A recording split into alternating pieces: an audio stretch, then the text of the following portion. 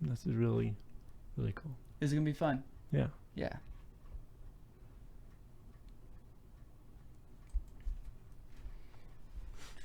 Okay. Art thou ready? Quite.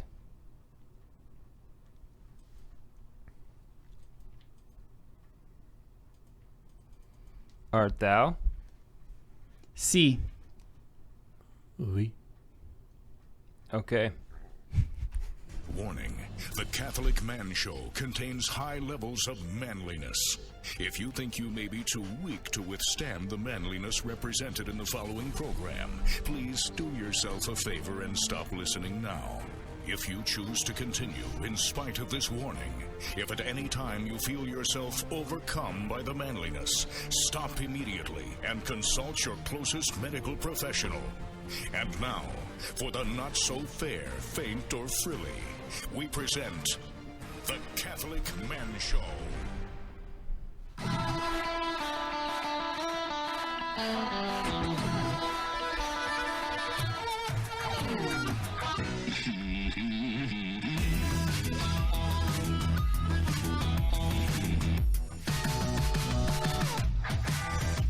Welcome to the Catholic Man Show. We're on the Lord's team, the winning side. So raise your glass. Raise it up. Raise it up. I'm Adam Minahan. Sitting here to my right is my best bud, David Niles. Cheers. And to my left is a good dear friend of ours from the Diocese of Tulsa in Eastern Oklahoma, Deacon Robert Healey. Deacon, I'm so glad to have you on the show for a lot of reasons, but mainly because of our topic today. You're the first person that I've come to and talked and then said, hey, do you know about the principle of the integral good? And you said yes. And you said yes without even reading the book that we're referencing today, which was like, okay, we got to get you on. That's number one reason. The second reason is if you guys are listening and you're like, Healey, that sounds familiar. What's going on? I know that name. Where can I connect these dots? I know that number. Dave, why would they know maybe Healey? Well, the Healey family has appeared on the show a couple times already. The first time was when I got a knife. Yes, I forgot about that. Yeah. Yes. Little Tim Healey. He's not very little. Not so little. He's not very little, but he's the little one. He's the young one of the he's the youngest, right? Yeah, he's the youngest. Yeah. Yeah. He's 16. He's Right. 17 now. Oh, he's 17 now? Yeah, last year he was 16. That's how that works. Last You know, year. he Every just year. made a really beautiful 4 similar knife Yeah, for our buddy Chad. combo. Yeah. I know. Chad's, well, maybe, I don't know. We should, Yeah, Not gonna- maybe we're spoiling a not surprise. going to say anything, but yeah. yes, I And knew about they're that. beautiful and they're handmade, and so they all have the personality of each knife. But Right, so he's making really good work. right. So So he was on. showed up. Well, I showed off his handiwork here on the Okay. Catholic Man Show. I wanted to take the knife and just go boom into the table. I'm really and be glad like, you didn't. Check it out. But I didn't. I resisted the urge. Good. But I wanted to. Okay. But then, making a bigger splash, as seniors and elders tend to do, your father, Mr. Bob Healey, Mr. Robert Healey, maybe, the inventor of the grill gun. Yes, it's been a grill man gun. that is happening. It is happening. It is totally happening. His campaign went like crazy. He's Yeah. raised over like $200,000 on Kickstarter. It's been well. It's just it's Yeah. really cool. Yeah, It's totally cool. It's really. I mean, who does not want a flamethrower? Right. And so actually, when I went to pick up the knife that Tim had made for me, your dad showed me the prototype Right. and bound me to secrecy. And so I was, What? and I flamethrowers can't tell are, anybody about right. this? It's like my thing, right? And so all I wanted to do was tell everybody, but I didn't. And it was very hard, and I earned so much merit and grace for it. Right. You're a better was- man Except- because of this, except David. now- It was you're- incredible. No, I'm just being honest. Oh, It's, okay. it's pure humility Okay. that in which I say that. But anyway. Yeah, we're- but you can go to Kickstarter.com and type in a grill gun, and I'm sure it'll pop up. Right. And if Or you can go grillblazer.com and yes, and order one. buy one now. So Yeah, do it. How do I get one? Because you can still get a discount. Too. I think it's really close to not though. I think they've already gone 2,000. Yeah. Okay. So this week I saw that there was one. You can get the grill gun, or they have this. He also has a sous vide gun, Right. which is like a smaller, more compact version. It's not quite as hot, but it's made for searing meat and not just blasting stuff to death with fire. You can get both. There's a combo. They had one left that was with free shipping. But so why would you not get the combo? Is it Totally. I mean, if you're gonna do it, let's just get the combo. Totally. Dueling flamethrowers. That's exactly what I was thinking. Yeah. Let's talk about a little bit about the whiskey because I haven't even tried it yet. It's very tasty. This evening we're trying Proper 12, which is an Irish whiskey. For MMA fans, you will know, or maybe boxing fans, you will know that this is Conor McGregor's whiskey that he's put out. We tried it actually at our Spirit and Smokes not too long ago, which made me decide to go ahead and get it. Let's cheers and then we'll talk more on the Lord's team. The winning side. So raise your glass. Cheers to Jesus. Cheers. What are your thoughts, Dave? Your initial thoughts on the nose? Not a whole lot on the nose that I'm picking up. Mm-hmm. I don't know. Do you? Little sweet, little honey. Yeah, a little honey, but it's not overly aromatic. No. Or even really very some aromatic. grain. You just get some. I'm afraid you got to really put your nose deep into the glass, which typically you don't want to do because you'll get too much alcohol vapor and you won't be able to actually smell the right things. Right. But in this case, you kind of have to. The flavor is really good. Mm-hmm. It's a very easy, it's very easygoing whiskey. Very orthodox stance of a whiskey. Sure. The one critique I would say is that it's got a short finish. Okay. The Proper 12. So what Conor McGregor did, he rose to fame big time through MMA and then fought Floyd Mayweather in boxing. What he did was he decided I'm going to get into the Irish whiskey, him being Irish. And so he wanted to do it the right way. And so what he decided to do, instead of like being the face of an already existing distillery, he decided, no, I'm going to go buy a distillery and create my own whiskey. And so what he did was he bought his own distillery and then he hired Bushmill's distillery master. Do you know, did he buy a distillery or did he build a distillery? Because those are different things. Yeah, I'm not positive if he built one or if he bought an existing one that was out of commission. Okay. Yeah, well, if it's out of commission, that's fine too. I'm not positive. So it's just different if like you've got one, they're already making whiskey and you just buy it and put your name on it. You know what I mean? Like, right. That's not quite as cool. Right. But he wanted to do it the proper way, is what he said. I want to do it the right way. So he took the master distiller from Bushmills and hired him. So if you like Bushmills, especially I think the white label, if I remember correctly, it's very similar to this taste. But the 12 in Proper 12 is the 12th district that he used to live in growing up. So he wanted to kind of give it his heritage, his his family's tradition part of the bottle. How come there's no English whiskey? Have you ever heard of an English whiskey? Well, Bushmills is from the UK. Oh, it is? Mm-hmm. Oh, and you just said that. Yeah. I did not know that. The thing about the bottle is very interesting, though. The tiger with the crown, I believe Conor McGregor actually has a tattoo of this on him somewhere. But, for it being a fighter's, it looks a lot more it looks like a classy bottle of whiskey. It doesn't look like a it's got like the Gaelic piping here. It's a very here on the edge of the bottle. It just seems like that it would, if he was going to be promoting it like as I'm a fighter, I'm a boxer, it wouldn't be as a classy of a bottle. What are your thoughts, Deacon? No, I think it's he's not trying to make it out just like it's an MMA drink. It's, right. He wants to be real. It's an Irish whiskey, and this has got a longevity behind it. I think the logo is kind of designed to make it bring that out. What's the price point on this? It's actually very reasonable. It's under $30. That's what I thought. I remembered that it was very inexpensive. For the money, I think it's great. Yeah, I mean, it's not going to be one of those. Wow, it's not super so complex. It's in the 20s, is what you're saying? Yeah, I think it was like $26 or $28. Man, for that much, this is great. I wouldn't want to pay $40 for it. No, because it's not a super complex whiskey, but it's a nice sipping whiskey. If you're not looking to like really just soak in every single tasting note that is out there, and you're just kind of wanting to sit on the back porch, pray a little bit, watch the sunset or whatever. This would be a nice little whiskey to have. Yeah, and even if you want to put something on ice, right. I wouldn't be afraid to put this on ice. No. I don't think it's going to offend anybody if you do that. But also, it's great to serve neat. So, do you drink? Obviously, you are right now. But do you normally drink with ice or not ice with whiskey? It depends. Yeah. Depends. I don't object to either. Okay, you're a fan of both. Yeah. Very like Pauline of you. Like you said, there's some whiskeys or scotches that they taste a lot better if you drink it neat. Yeah. Mm-hmm. Oh yeah. Yeah. I mean, if it's over, if you're getting close to $50 a bottle, as a rule, not as a hard and fast rule, but as a rule of thumb, stay away from the ice.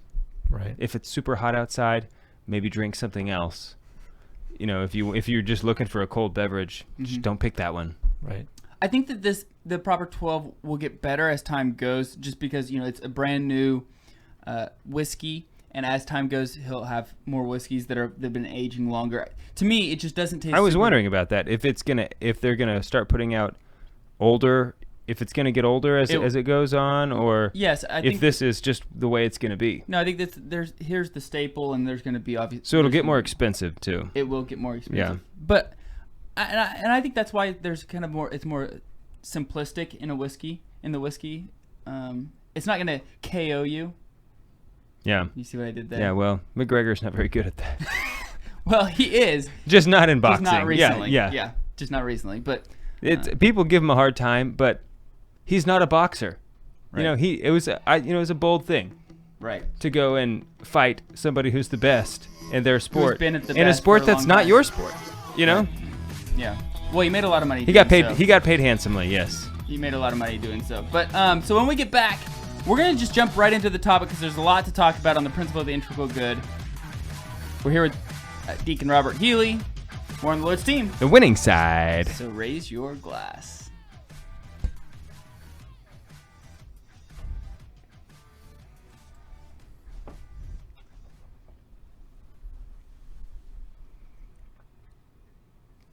Okay, so we're in between segments. Is there anything that we need to discuss ahead of time? Now, Facebook can still hear us.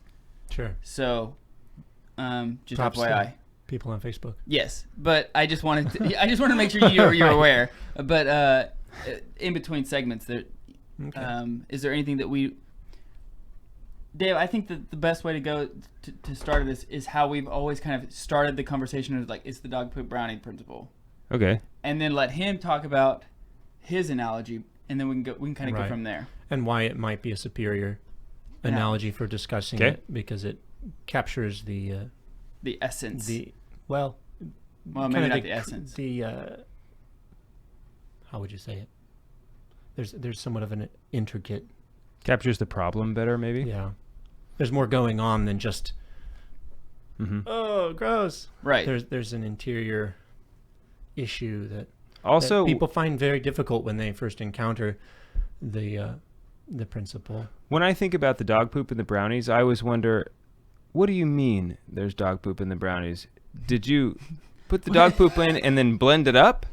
There's dog poop. Are you willing to risk it? There's dog poop spread out into all the brownies? Hey, let's just or did you pour the brownie batter in and then take a dog turd and stick it in the corner or like the middle or something, and the edges are fine? You know what I'm saying? Like, I've always wondered, what kind of dog poop is in the brownies? The analogy arises from a particular writer who was talking to his kids, and they were like, we want to watch this film. And he's like, there's this problem in it. And he's like, and they were like, well, that doesn't really matter.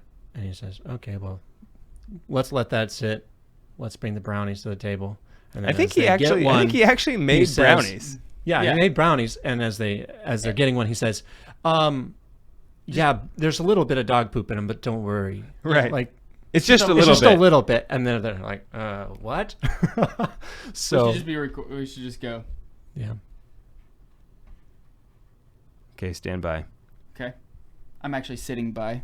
Stand by for segment initiation. Sit by for...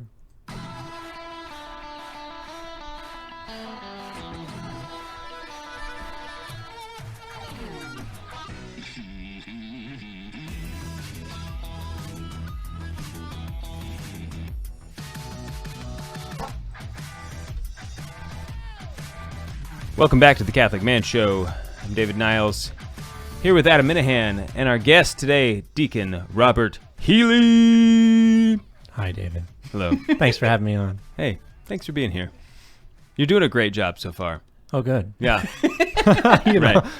Just really it's nice to know nailing you're it. doing a really good job Yeah. when you're sitting there. Thank you. And just, Oh, you're just, okay, I thought you were saying that Participating. about That's me, great. but I'm doing fine, I'm sure. Don't worry. no, you're doing great.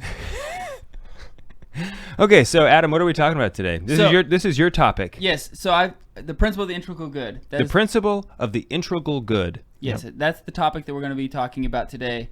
I have been wrestling with this topic for at least a year. Okay, so And- would you say that you're like Conor McGregor? No. Okay, just No. That is not you what said, just checking. No. This principle has been, I've been wrestling with it mentally and just reading about it and trying to talk to people about it. Boxing with it. Mm-hmm. Yes. The problem is that I guess I'm just a nerd or a dork, and not a lot of people know about this principle. And so when I bring it up, I'm the one having to try to explain what the principle is, which I'm not very good at. So it's hard to have the conversation, hard to get the conversation going. Yeah. We had a great conversation with Dr. Malosh. Yes, Malosh. What was that, the other day? On this principle. Sunday. But so let's begin how we normally define or give the analogy of the integral of the principle. Well, before you, why don't you Principle of just give a integral good. brief definition of the integral good? Because the analogy doesn't make sense if you don't know. So, or why don't we let St. Thomas do it? Yeah. St. Thomas does it really well. Okay. This is secunde of the second part of the Summa Theologica.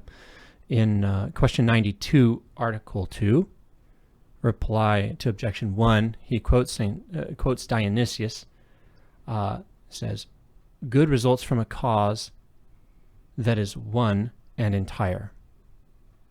Good results from a cause that is one and entire, whereas evil arises from each single defect.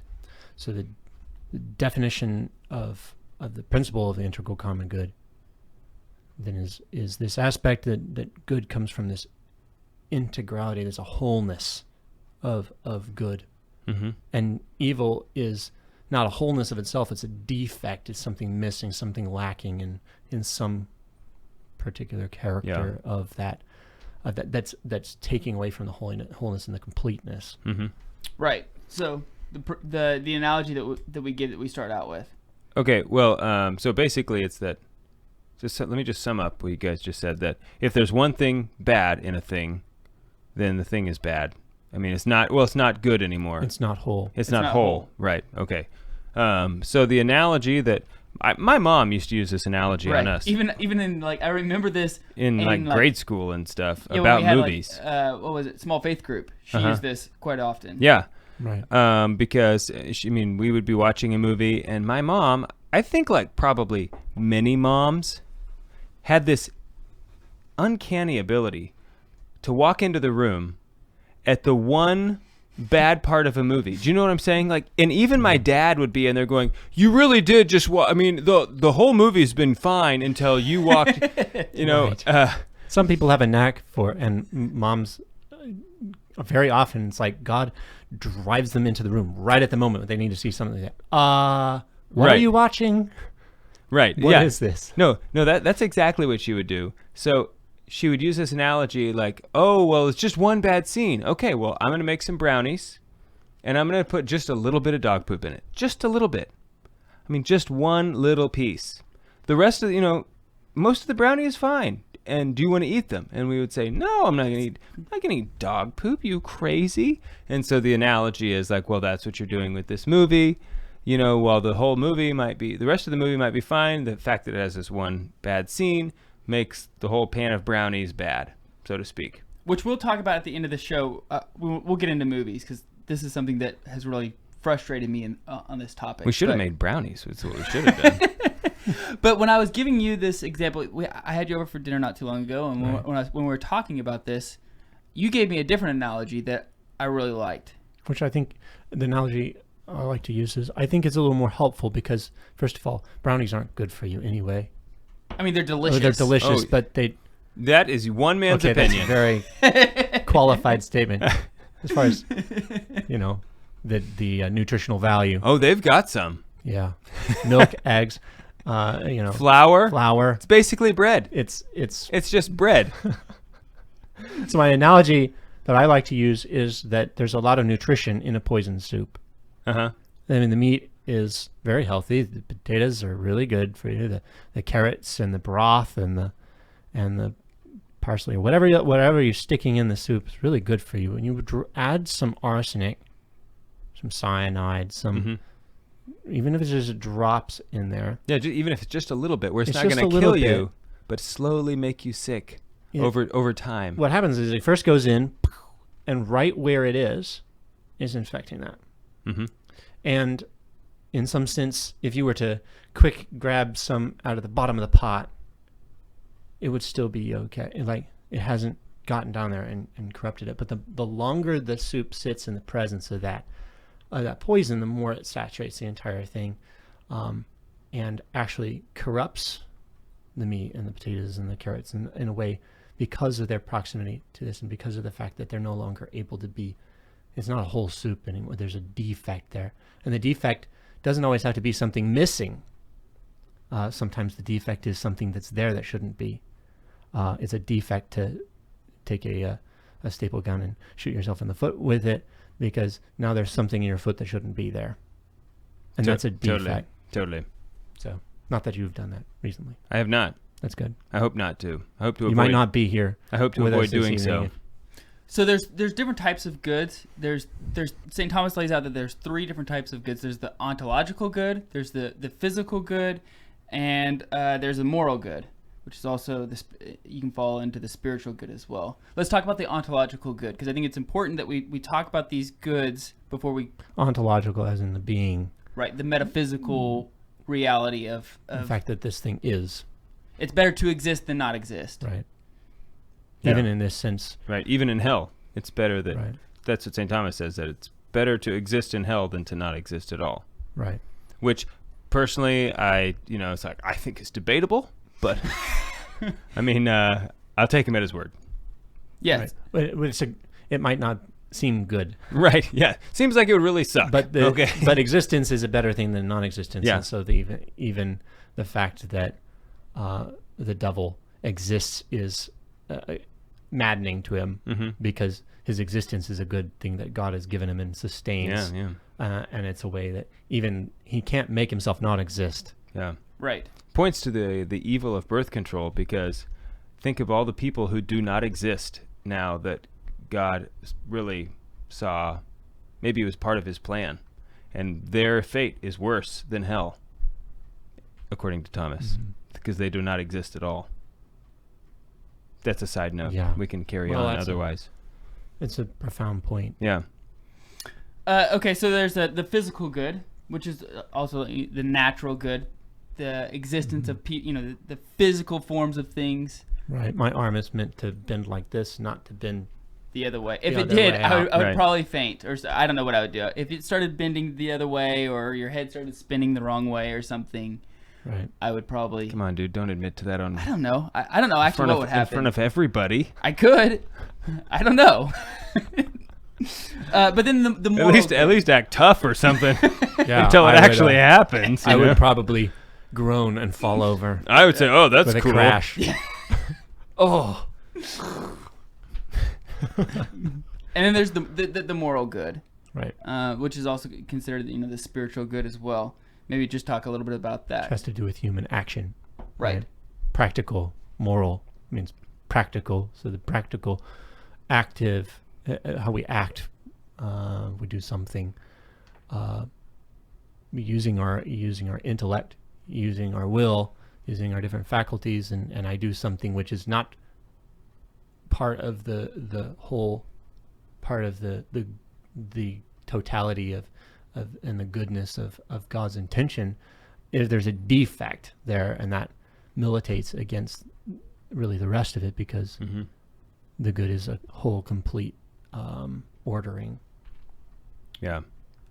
Okay, so there's the ontological, the physical, and the moral good. Now, there's distinctions of good, which is the useful good, the pleasurable good, and the honest goods.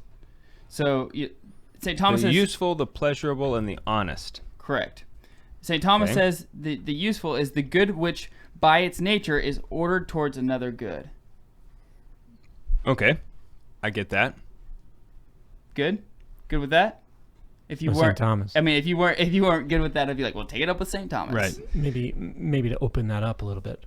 What is it? What is meaning that is a good by its nature is ordered towards another good? Well, I would say, what about the pleasure of the sexual embrace is a good ordered towards another good, Right. which is procreation.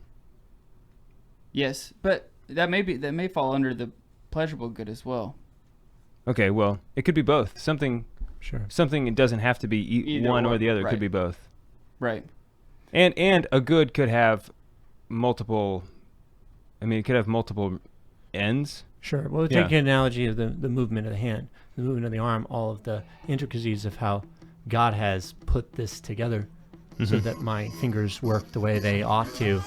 That's ordered towards other goods. It's a good thing in and of itself, but it's ordered to other goods. Okay, good. Yeah, that's a better example. Cool. So when we get back, we're going to continue talking about this principle. We'll talk about the book that we're pulling from if you want more information on it. We're here with Deacon Robert Healey from the Diocese of Tulsa in Eastern Oklahoma. We will be right back.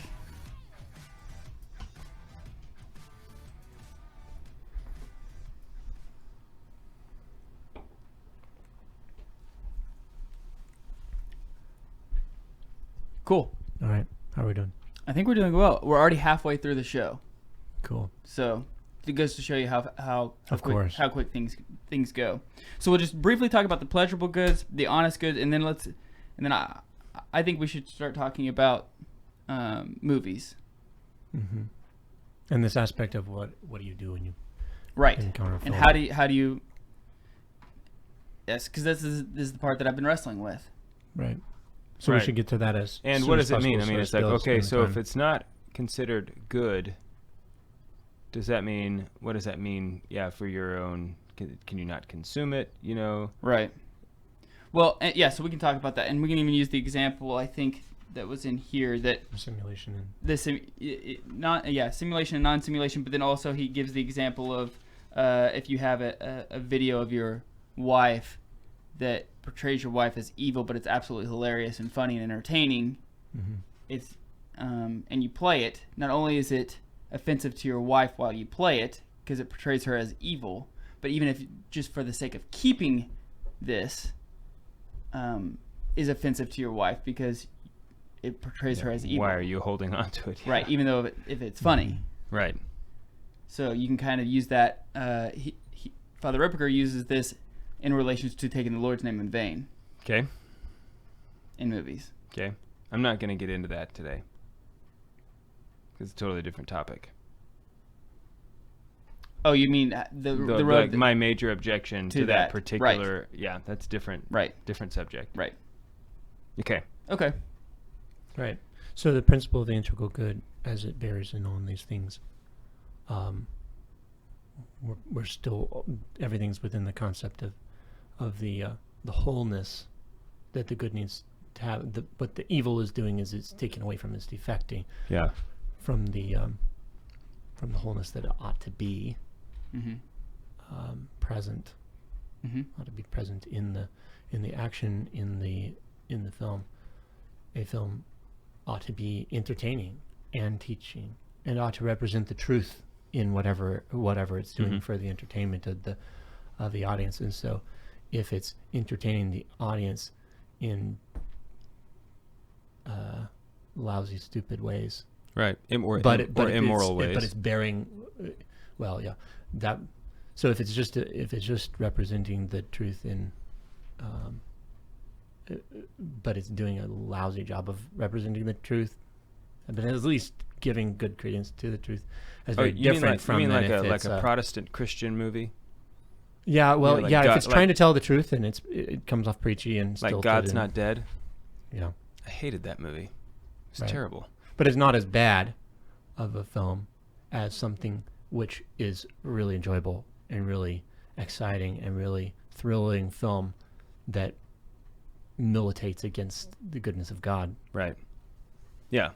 No. I mean, yeah. it can be cinematically, it can be really aesthetically pleasing. Right. Yet still have a bad message. Yeah, like Game of Thrones, maybe. Mm-hmm. I suspect. Yeah. I've never seen it, but Okay, let's keep going. Yeah, you ready? Yeah, let's do this.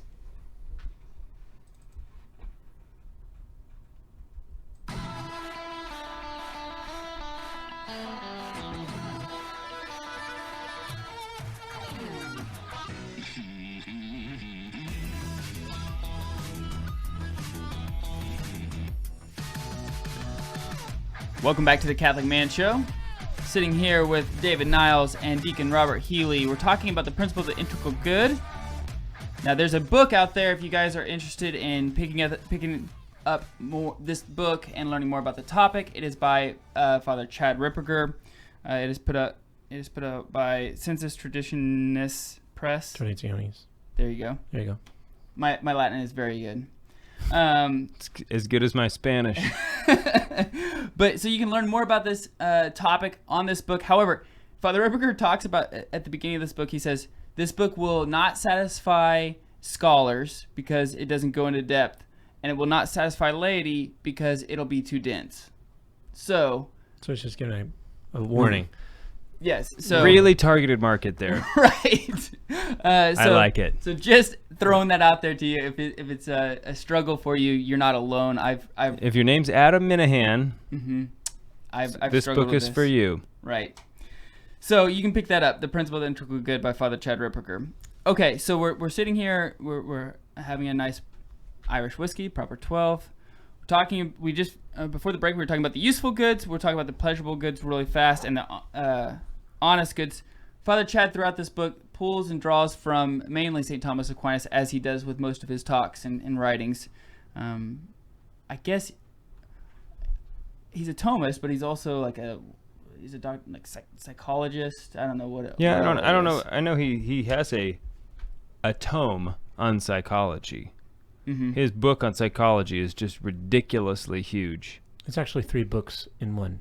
Is what it is, and it's he studied psychology according to St. Thomas Aquinas, so it is psychology and St. Thomas. It's how St. Thomas teaches about human psychology. So well, I know he's not really a big fan of modern psychology. No, he's not. No. He has things to say about that. He thinks it's a crock. Okay, so he makes fair arguments. I don't want to just right. Yeah, he doesn't because it call sounds, it a crock. Right, yeah, but he says here's the problem and here's the problem, here's the problem. Yeah. This needs to be dealt with. I think his main argument is that modern psychology does not treat the human person as a body soul composite, that they simply seek to treat the body and not the soul, and that's why psychology has such a low success rate. Right. Anyway, that's not what we're talking about today. So the pleasurable good should be used. Using the pleasure we should get from the art, the sake of virtue, of knowledge. It should be. It should heighten our intellect. It should. It's not necessarily the pleasure for the end's sake of being pleasurable, but it's more of, the first time you look at or the first time you read a beautiful poem, and you're reading it, and you're like, wow, that is just articulate. It's just it's just beautiful to read. Mm-hmm. But that's not the reason why. That's not the pleasurable good. It's actually because it has some sort of truth, some sort of nugget of knowledge. It has some sort of heightened virtuous writing within that poem that's for the end.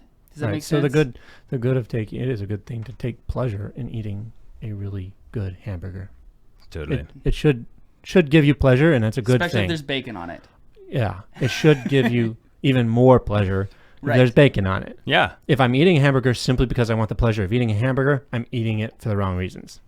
So that pleasurable good of getting the pleasure out of eating the hamburger is subordinate to my hunger and the fact that I shouldn't just eat another hamburger when I'm so full because I just love the taste.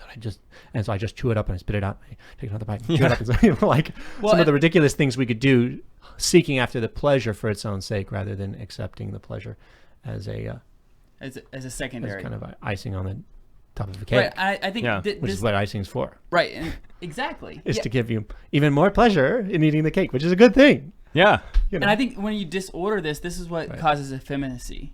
You know, when you disorder this idea of the pleasure, and you're just seeking the pleasure for the pleasure, you're not willing to do the hard anymore, the arduous work. Yeah. You just want the pleasure. Right, over and over and over again. Mm-hmm. I wonder if you could take the whole aspect of the pleasurable good and apply it to movies. A lot of people watch movies simply for the pleasure of it, but is there something deeper?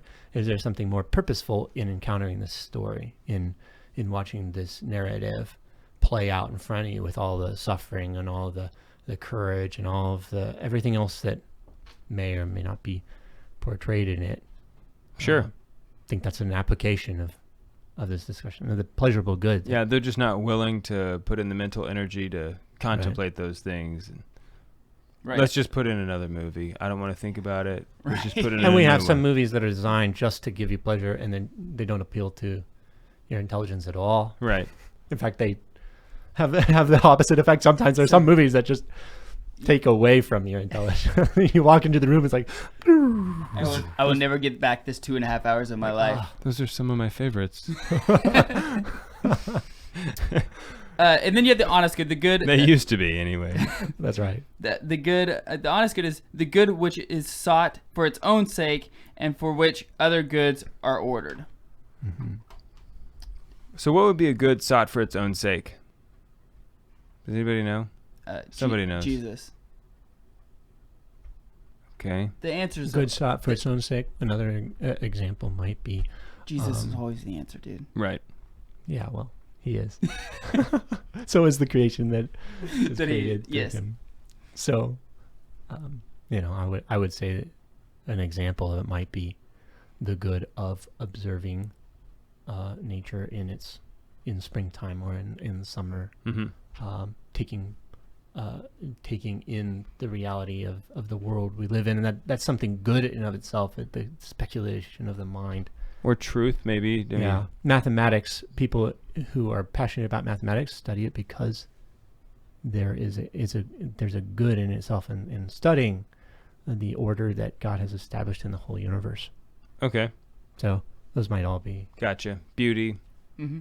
beauty, Art in general. harmony, order, Right. virtue. The Trinity. Knowledge. The Holy Trinity. Jesus. Jesus. See how I two-upped you, though. back around. I two-upped you with the Holy Trinity. Okay. You're welcome. So let's take the principle of the integral good. There's a very small passage, a very small section in this book talking about movies, and for some reason this is what resonated with me when I was reading this about the principle of the integral good. Probably because it's the most pragmatic way of applying it, in my opinion, for me, because I don't understand it fully. So like for me, this is kind of the base level. Okay, I can kind of get this. So, like, this is a way of determining whether or not a movie is It's downright good. bad. Is worthy of consumption, maybe? Is that... Yes, whether it's good Because or you not. and I have had this conversation many times. Many times. But it's not just whether it's good or not, because it could not be whole in its goodness, but still be worthy of consumption. I mean, you could really make that argument about any movie, that it wasn't done perfectly.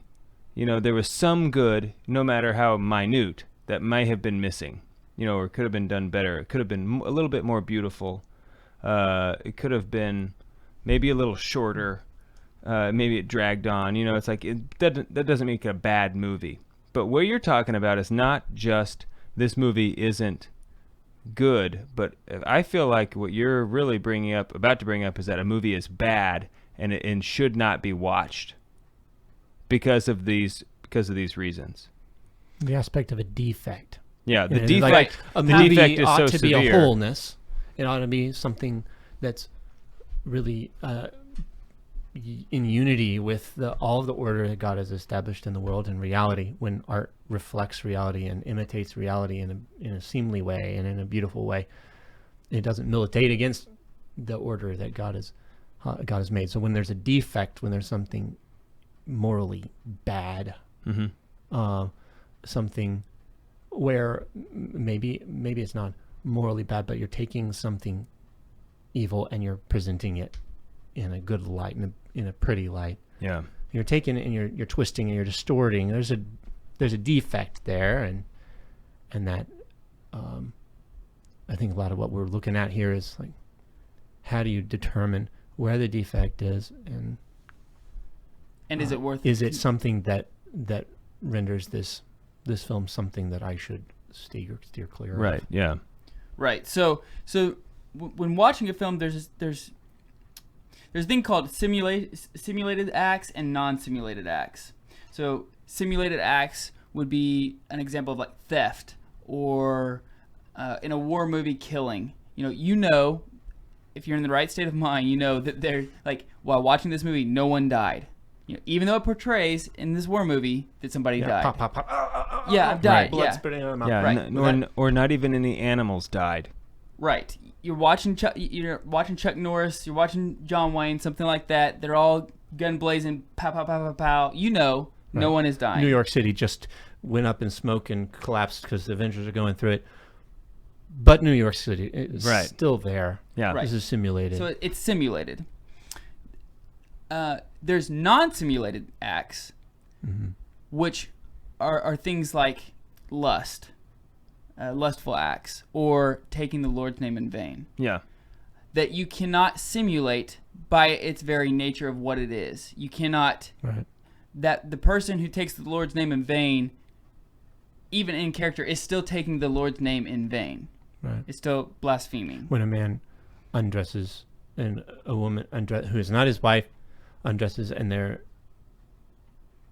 together under the bed sheets or whatever. Right. Yeah. You've got two people who you can't simulate that. Like, well, no, we're just pretending.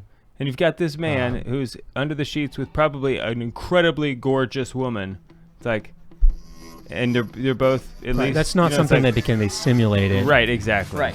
Which would and be the sin of it is actually enacted by the actor and actress. It's not the same as, I just pretended I shot you. And right. Exactly. Right. And the sin also carries into the audience, the people on the set. I mean, there's a lot of. So anyway, when we get back, we'll continue this conversation. We'll be right back.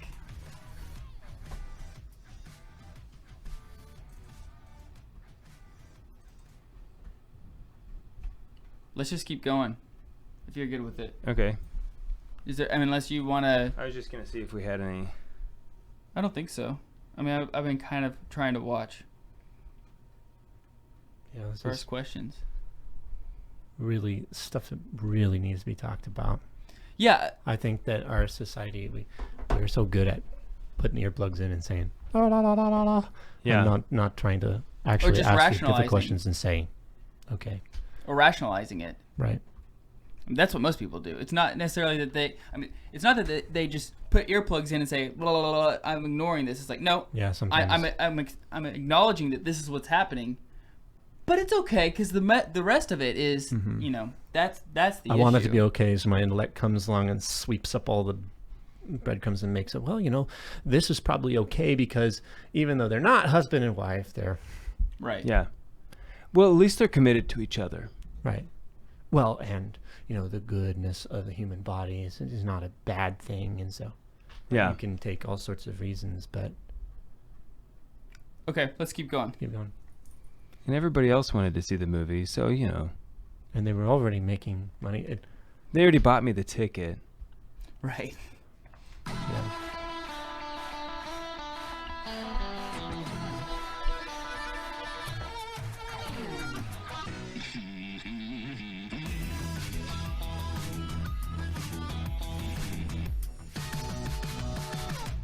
Welcome back to the Catholic Man Show.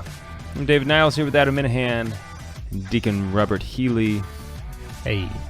Hey! All right, so we're talking about the principle of the integral good. Mm-hmm. Whether or not you're ever allowed to see another movie again in your life. Well, somehow that's how it sounds. The answer is no. Except for terrible Protestant movies. Okay, so we were just. I want to, because I'm gonna touch on that because actually in the book Father Eberhard talks about that. Okay. That's an idea. But before we do, I want to. There should be a license to make movies, and we should take it away from those people. I want to finish talking about I don't know. non-simulated acts. Yeah. Because that's what we were talking about right before the break. Non-simulated acts. So I don't mean all Protestants. I just mean the ones who make the terrible Protestant movies. Okay, that's all I mean. So we were finishing talking about the non-simulated acts as far as, you cannot, it's impossible to not take the Lord's name in vain if you're saying the Lord's name in vain. Right. Is that accurate? That's right. Okay. And it's the same with like a lustful situation, a sex scene where it's a graphic sex scene on the movie, and it's clear, even if they are married in the movie, what's happening is it's exposed, and so not as only is it a sin for the actors, but the culpability relies on also the people who are watching it, the people who are and even all something on the that set. isn't as extreme as an actual, action that's illicit sexually. Even just something that immodesty. An actor is on screen who's being immodest is not only being immodest to all the people on set and everybody, but all the people who are watching the film. Sure. And so she can't say, well, it's not me, it's the character that I'm playing that is doing that. And so I wouldn't dress this way and I wouldn't act this way, but the character does. So I'm not really doing it. Yeah. It's not simulated. Right. Yeah, that's a good one. A good point. So in this book, I'll quote it really quick because it goes to what you said at the top of this segment. It says, some argue that it would be then impossible to make a real-life movie of such things like a war movie where soldiers are often using all sorts of profanity and vulgarity in scenes where they're arguing and things like that. This is simply not true when we view the history of movies in this area. He says because it's the artistic genius. The artistic genius is the ability to portray things which are horrific, the suffering of those involved, and the evils people endured without the need to resort in non-simulated acts. So basically, what he's saying is over the up until the last 50 years or so, that's how movies were made. Movies were made where there wasn't any non-simulated acts. There wasn't people taking the Lord's name in vain. There wasn't crazy. Right. There may be a story that has some immoral action that's taking place, and it's insinuated. They're talking, suggestive sort of things, and they go and they close the door, and something is taking place or whatever that sort of thing. It simulates. It insinuates to your mind that something evil is taking place without putting it right in front of you and forcing you to watch it and wade through it. Mm-hmm. So what is Father Ripperger saying here? Is he saying that knowingly watching a movie, let's take the Lord's name in vain, use that example, okay. Knowingly watching a movie that has someone taking the Lord's name in vain is sinful for you to do? Is that what he's saying? My understanding, I hate speaking for him because he's way Go smarter. ahead. He's way smarter than I am. I will read the book. Right, read the book. I'll allow you to speak for him. Go ahead. He says that it's a one strike you're out rule. He says if you're not aware of there is anything, and then there is something like somebody taking the Lord's name in vain, it should be immediately turned off and put away, thrown away. Not just put away, but thrown away. He uses the example of, let's just say that a husband has a video of his wife that portrays the wife in an evil manner, but it's absolutely hilarious and entertaining. He says the act of the husband watching the video is offensive not only to his wife, but even just having it in and of itself, possessing it, would be offensive to his wife. Similarly, it would be, you use that analogy and use it with the principle with God, in your relationship with God. Mm-hmm. And so it goes back to the principle of the integral good of there's this whole that is good, and one defect of the good, one sliver of evil, corrupts the whole good. Okay. Maybe not corrupts. Maybe that's the wrong word, but maybe you can. It casts in some sense, it puts the entire thing out of favor. If you're a movie director and you think it's okay blaspheme my God. I shouldn't support you. Yeah. And if I'm saying, God, I love you and all, Mm-hmm. but I really enjoy movies so much that I'm not willing to assess whether this movie is offensive to you. Yeah. I think for me, in my own movie watching and wrestling with this question, I had a face like, okay, boy, is this offensive to our Lord? Because I love him and I don't want to offend him. And if it was offensive to my mom and she walked in and she saw that I was watching something that's actually offensive directly at her, not just offensive to her sensibilities or whatever, but like actually making light of who she is, and I wouldn't watch it. I would pitch it. Yeah. I would pitch it. And so it comes down to like, do I care enough about God to actually act accordingly in the same way? Yeah. So, and I think a lot of people will hear this and say, okay, yeah, I mean, I hear what you're saying, but just because I watch this movie doesn't mean that I don't love God. And I think that a lot of people will feel that way. But we had Carlo Broussard here in town a couple of weeks ago, and he gave a talk to our parish. And one of the things, someone asked him a question about how can I be happy in heaven knowing that possibly one of my children is in hell, or possibly, if someone, a loved one is in hell. Mm-hmm. And one of the things that he mentioned is that on this side of the veil, we don't see how terrible mortal sin is. We fail to comprehend the gravity, the true gravity of mortal sin, and just the absolute wickedness that it is. The thing that's actually so deadly, right, that it's mortal. Right, exactly. There is nothing worse. You think Satan is bad? Mortal sin is worse. He wants you to commit it because it's worse than himself. Otherwise, he would just afflict you with himself all the time. It's something that I can do that is capable of snuffing out God the love of in God your in life. my heart. Right, exactly. Wow. So I just think that's important to remember when we're sitting here talking about this. It's not a trifle. Right. When we're contemplating what kinds of things am I going to imbibe? Because the things that we watch, hear, and see become the things that we think about, the things that we become. You are what you eat. And this is a principle of education. We talked to Andrew Pudawa recently about education, and a child becomes what he sees and hears. He thinks about those things. And so that's the same for us. If we fill our mind with these types of entertainment, then it will poison our mind. Even if we're have sincere intention and think, I know that's bad, and I reject that part of the movie. I simply choose to reject that part of the movie. And I understand that part of the movie is bad. It doesn't matter. You're still imbibing it. Right. When we experience sin, whether it's our sin or somebody else's, when we experience mortal sin, we have a responsibility in some sense.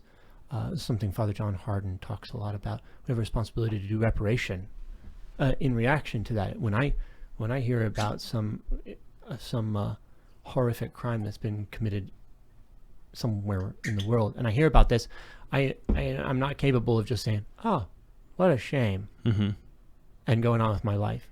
In some sense, I need to stop and do reparation for that, because it's been brought to my mind, and now either I'm in a position of doing something with that, either saying, "Yeah, it's not a big deal," because that's kind of what I say when I just walk right off from it. I think in some sense, if I were to, maybe I say, I'm not going to use vile and vulgar language and talk about rude, crude stuff. But if I hang around with people who use vile, crude language all the time, even if I'm saying, I hate that, I don't know why they do that, I'm not going to participate, over time, hearing it, because of every time I hear it and I don't actually act against it, I implicitly say, it's all right for you to do. I'm not going to do that, but it's okay. And the result is that I get so used to it that I don't even realize how bad it is anymore. For me, vulgar language is incredibly Contagious. That's the exact word. High five. High five. That's the word I was looking for. Contagious. Mm-hmm. If I'm not about vulgar language. I was just high-fiving about contagious. Yes. Yes. Okay. So thoughts that come up to your head when you're right. Yeah. So if I'm around somebody, like there's people in my office who they can't go a couple sentences without dropping the F-bomb. It's just it's just like salt and pepper on the food. They just throw it in all the time, and it's if you spend time with them, it's difficult. You catch yourself, or I do, about to say these things later on, and it's like, man. Well, I think that this principle, if you think about it, I know it's going to be challenging. I know people are going to disagree with this, just from what this principle is, but just at least contemplate it. If you're interested, pick up the book, because he articulates it way better than we do. Deacon Healey, it's a blast. I appreciate you hanging out with us this evening. This was cool. Thank you for having me on. We're on the Lord's team. The winning side. So raise your glass and cheers to Jesus. Sweet. So I'm wearing cool. I just see how quick it goes. It goes by fast. Goes by fast. Super sweet. I wish that there was. Well, it's an important topic, and I'm glad that you guys are doing this segment on this so that people can encounter it and just be like, yeah. I'm assuming that. Now you gotta think about this. Yeah, I'm assuming that a lot of people are either going to disagree or slough it off immediately. Because I think that's honestly, I think that's why I've wrestled with this principle for so long, is that it's hard for me to reconcile how I have formed my conscience up until this point, right, and reconcile it with this principle. Well, and I still have objections to some of this. I mean, it bothers me that it's given as sort of like an absolute rule. Mm-hmm. I was telling Adam right before you got here, I have major red flags about anything that's presented, something like this, as an absolute rule. Mm-hmm. Because now all you have to do is find one obscure objection, even if it's ridiculous, absurd, and like totally fabricated,